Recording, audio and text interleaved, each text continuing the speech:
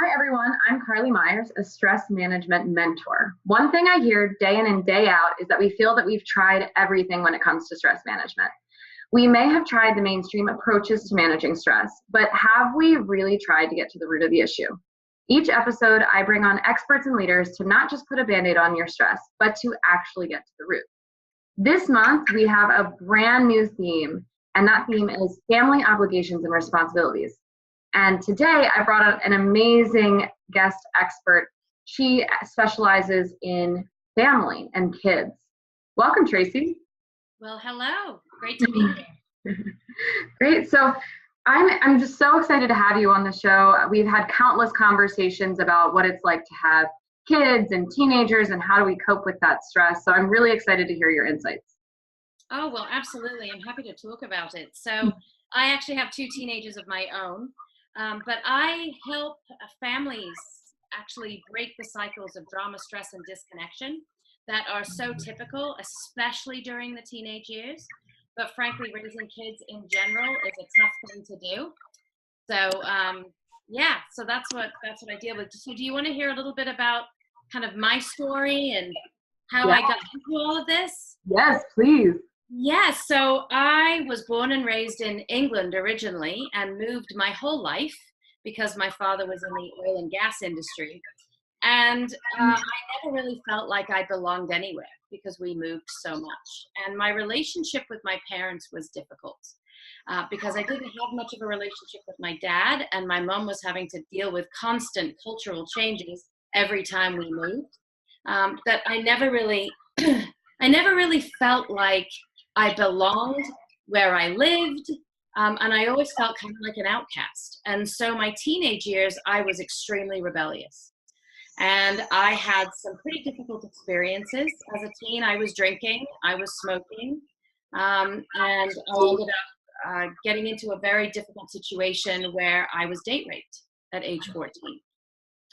And that was a huge piece of why I do the work that I do, because the amount of stress that I carried as a teenager and the amount of stress that my mom was going through raising a teenager who was rebelling and not really understanding me, it really impacted the way I entered adulthood and the decisions that I made as an adult. And it wasn't until I actually started working with a coach to really understand what decisions I was making and why I was making the decisions I was making based on all of the wounds and all of the hurt and all of the struggles. Once I was able to really get that clear, what I realized is families need help because there's no manual on how to be a parent.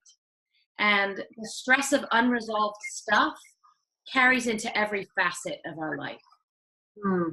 And that's so interesting too, because I had a conversation with my mentor recently about that a very similar thing, which is going through childhood trauma and feeling abandoned. And so now, helping women as adults be there for themselves so that they can be there for their kids. And this is a reason why I do the work that even I do. And we're kind of a degree away. So what are your tips, that you would recommend for parents, moms, those of us who are listening to have better relationships with our kids so we don't have to feel like they are bogging us down or weighing us down or even incredibly stressful? Absolutely. Well, I think first and foremost, as a parent, our children trigger things in us that we have not necessarily resolved, right? They may not be resolved yet. They may be wounds that we've had or experiences we had. They get triggered by our children's experiences and by the way they behave. And so first and foremost, it's about getting support. When you realize that you're getting triggered on a regular basis and your relationship with your child is not going the way you want it, to go and get some kind of support from a coach, from a therapist, but someone who can help you kind of unpack and figure out how to move forward and understand what those triggers are, where they come from, reframe them to move forward. So that's number one. Number two, what I recommend to all of my clients, and I work with clients one-on-one as well as group coaching, and I have programs for families to participate in. What I recommend first and foremost is the clean it up formula, which is really, as parents, what I know to be true is that parenting is not about perfection. It is about our ability to recover back to connection when things go wrong as quickly as possible. And so when we can let go of perfection and step into just taking responsibility for the mistakes we make, cleaning it up and moving forward, the stress doesn't need to follow us or get as intense. So I'm going to give you an example. Something goes wrong, I blow up, I scream and yell, because what? Parents, we scream and yell, right? Well, I do too. I'm a coach. I do it. I'm a mom of teenagers. So I scream and yell, I have a tantrum fit, right? When I realize what I've done, I now have an opportunity to take responsibility for that. So that's where I get to go to my kids, you know what? I am really sorry for the screaming and yelling. Here's what's been going on for me, right? And so I let them know. And then if it involves them, I say something like, what I make up about what just happened is, and so it's a way to take them off the hook, but still hold them accountable, right? Yeah. And so it's so interesting, because I hear that, I learned that same kind of exercise through connection, through the authentic relating community. And it's the prompt that I use is the story I'm telling myself about this is. Yes, exactly. So that's another way of saying it. But many times when we're triggered, we're making up a story, to your point, right? And so a great way to enter into curiosity with our children around it is to say, you know what, Johnny, what I make up about what just happened, or what you're thinking right now, is that you're really angry with me because I'm not letting you have that toy. Is that true? Yeah. And then Johnny gets to react and say, no, Mommy, I'm angry that you wouldn't let me have that snack earlier. You know what I mean? So we get to check in, and with our teenagers, this is really clear. This is really key. It's really necessary to let them know what we make up, and to give them an opportunity to respond.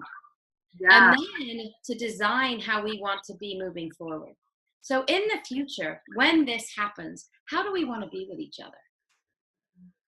Right? What is your recommendation in terms of language or communication to say, okay, you ask, is this true? And they say, absolutely freaking not. You're, off point. How do you recommend communicating with your kid or your teenager to create that new communication pattern in the future? Absolutely. So first and foremost, you've got to do this. You've got to take a break before you get into this kind of a conversation. You cannot enter into any kind of clean it up conversation when you are still triggered. Yeah. So if when you're hijacked by your amygdala, the whole neuroscience, right? We've got the amygdala, the emotional part of the brain, and then there's the prefrontal cortex, which is all around rational thought.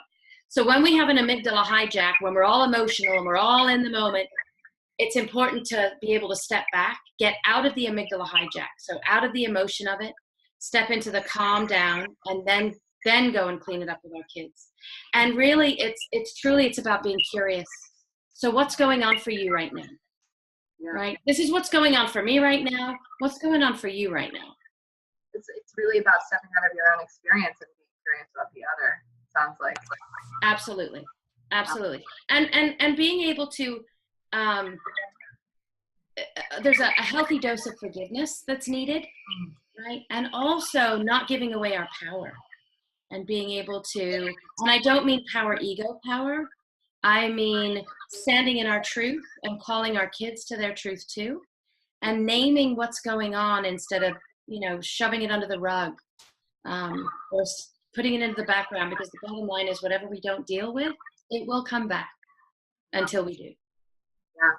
So I love that. And I think that brings us full circle, which is, if we're feeling like we're stuck in that pattern and that circle, definitely get yourself a mentor, get yourself a coach, a therapist, because that will, cut off that cycle. So working with someone like Tracey would be an incredible first step. So Tracey, how do people get in contact with you if they're interested in learning a little bit more?